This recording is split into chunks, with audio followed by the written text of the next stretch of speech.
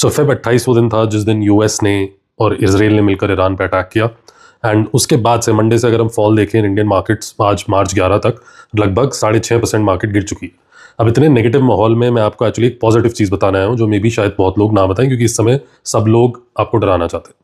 अब जाहिर सी बात है कि मार्केट गिरेगा, आगे भी और गिर सकता है, इसमें कोई बड़ी बात नहीं है। पॉइंट इज कि बहुत लोग इस चक्कर में ऑब्वियसली अपना पोर्टफोलियो रोज चेक करते हैं ऐसे टाइम पे, एंड क्योंकि मार्केट कंसिस्टेंटली गिरती रहती है, दिन ब दिन आपके पास एक टेम्पटेशन बनती जाती है कि आप अपना पैसा मार्केट से बाहर निकाल लो या कुछ यूनिट्स रिडीम कर लो, कुछ ना कुछ ऐसा दिमाग में चलता रहता है। बट आपको एक सवाल पूछना है हमेशा अपने दिमाग में, इनफैक्ट दो सवाल पूछने हैं। पहला सवाल ये है कि क्या 2008 ग्लोबल फाइनेंशियल क्राइसिस के टाइम पे क्या मार्केट गिर के वापस ऊपर नहीं आई थी?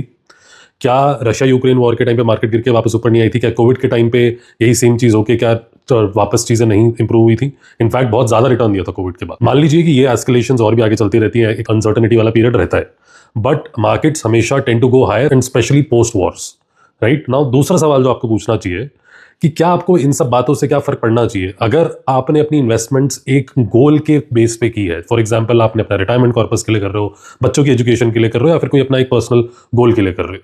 तो अगर आप गोल बेस्ड इन्वेस्टिंग कर रहे हो तो जो चीजें आपने 10 15 20 साल के लिए प्लान करी हुई है, तो उससे क्या मार्केट के 1-2 साल में क्या आपको लिटरली कोई फर्क पड़ना चाहिए? The answer is no, right.